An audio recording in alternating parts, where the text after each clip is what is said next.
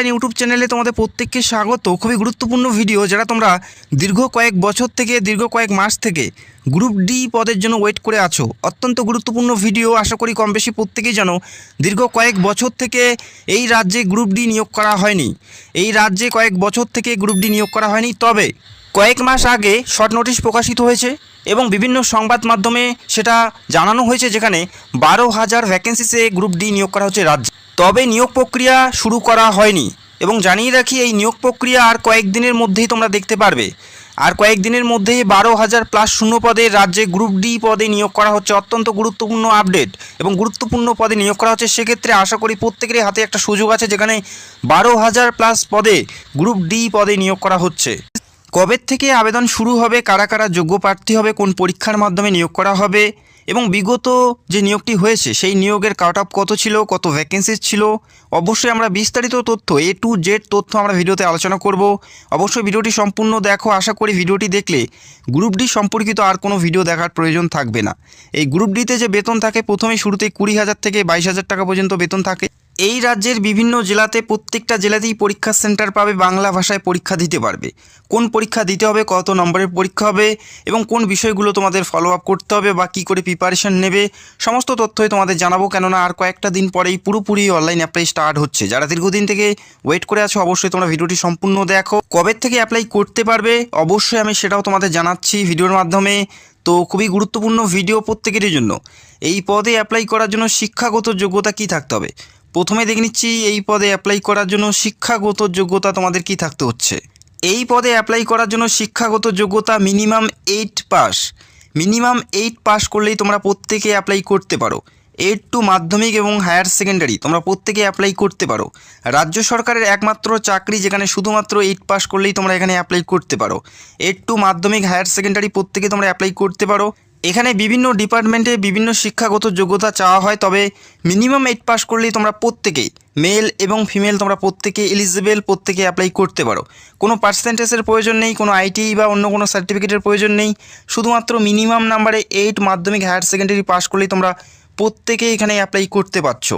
আবেদন করার জন্য বয়স কত থাকতে হবে, আবেদন করার জন্য প্রার্থীর বয়স কত থাকতে হচ্ছে, UR SC ST প্রত্যেকেরই আমরা এই মুহূর্তে দেখে নিচ্ছি। আবেদন করার জন্য বয়স থাকতে হচ্ছে, যারা জেনারেল প্রার্থী 18 থেকে 40-এর মধ্যে বয়স থাকতে হচ্ছে। যারা জেনারেল প্রার্থী 18 থেকে 40, যাদের একটু বয়স বেশি হয়ে গেছে তারাও কিন্তু এখানে অ্যাপ্লাই করার জন্য সুযোগ পাচ্ছে। 18 থেকে 40 বছর বয়সী প্রত্যেকে অ্যাপ্লাই করতে পারো যারা জেনারেল প্রার্থী। সেক্ষেত্রে তোমরা বুঝতেই পারছো অ্যাপ্লিকেশনের সংখ্যা কিন্তু অনেকটাই বেশি দাঁড়াবে। ওবিসি হলে 18 থেকে 43, SC ST হলে 18 থেকে 45-এর মধ্যে যাদের বয়স, তারা কিন্তু প্রত্যেকে অ্যাপ্লাই করতে পারছে। সেক্ষেত্রে অ্যাপ্লিকেশনের সংখ্যা অনেকটাই বেশি হবে এবং কম্পিটিশন লেভেল অনেকটাই হাই থাকবে। তোমরা বুঝতেই পারছো 18 থেকে 40 বছর বয়সী প্রত্যেকে এখানে অ্যাপ্লাই করতে পারছে। নিয়োগ প্রক্রিয়ার ক্ষেত্রে প্রথমে থাকবে লিখিত পরীক্ষা, সেটা তোমাদের OMR বেসড অফলাইনের মাধ্যমে পরীক্ষা দিতে হচ্ছে। নিজের জেলায় তোমরা পরীক্ষা সেন্টার পেয়ে যাবে এবং এই পরীক্ষার পরে থাকবে ইন্টারভিউ।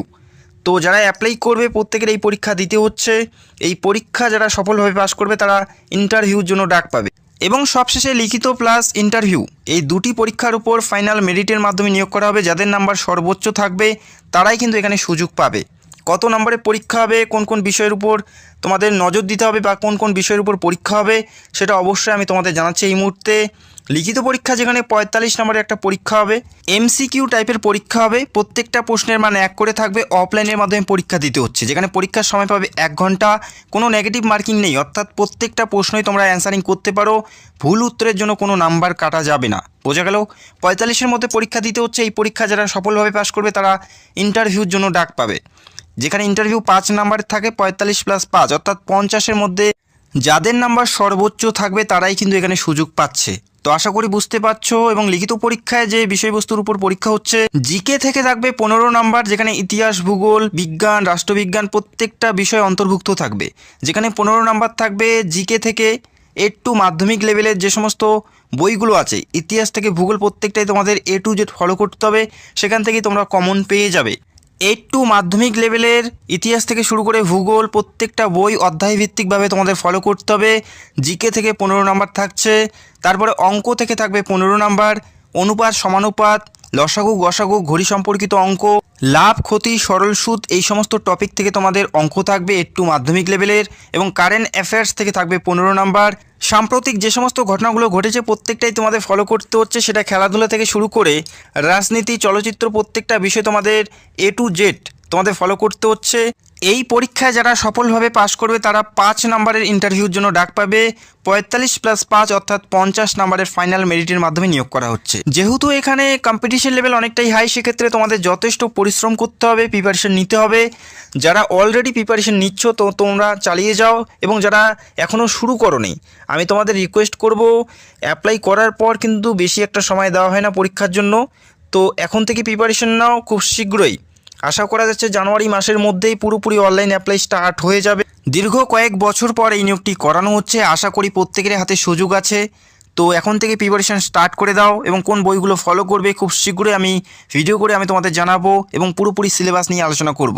এবং বিগত যে নিয়োগটি হয়েছে 2017-তে, সেই নিয়োগের কাট অফ কত ছিল, কত ভ্যাকেন্সি ছিল, এই মুহূর্তে আমরা আলোচনা করছি।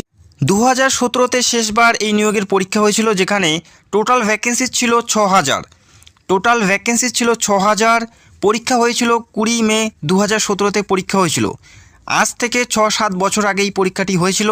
তো বুঝতেই পারছো এই বছরও কিন্তু কম্পিটিশন লেভেল অনেকটাই হাই থাকবে। 6000 ভ্যাকেন্সি ছিল, 20 মে 2017-তে পরীক্ষা হয়েছিল, যেখানে টোটাল অ্যাপ্লিকেশনের সংখ্যা ছিল 24,87,000।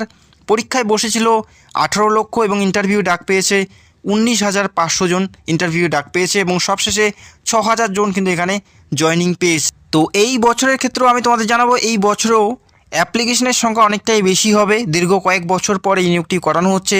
বহু প্রার্থী এই পদের জন্য ওয়েট করে আছে, বা অনেকেই প্রিপারেশন নিচ্ছে।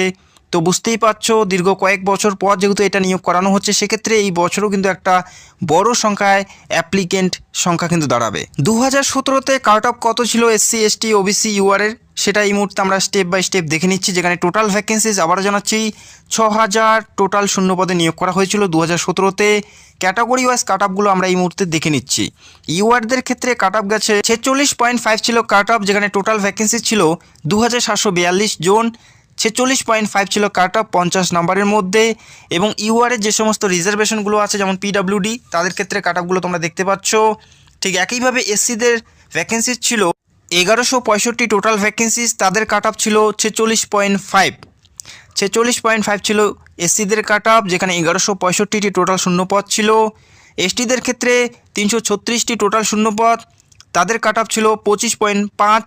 ওবিসি এর ক্ষেত্রে 47 ছিল কাট অফ। ওবিসি বির ক্ষেত্রে 380টি ভ্যাকেন্সি ছিল, যেখানে 46.5 ছিল কাট অফ। তো বুঝতেই পারছো যেখানে টোটাল শূন্যপদ ছিল 6000, এবং ক্যাটাগরি ওয়াইজ তোমরা ভ্যাকেন্সিসগুলো দেখতে পাচ্ছ, এবং কাট অফ কিন্তু প্রায় অনেকটাই বেশি, 50-এর মধ্যে কাট অফ তোমরা দেখতে পেলে। আজ থেকে 6-7 বছর আগের যে কাট অফ তোমরা দেখতে পেলে, তখনও কিন্তু কম্পিটিশন অনেকটাই হাই ছিল।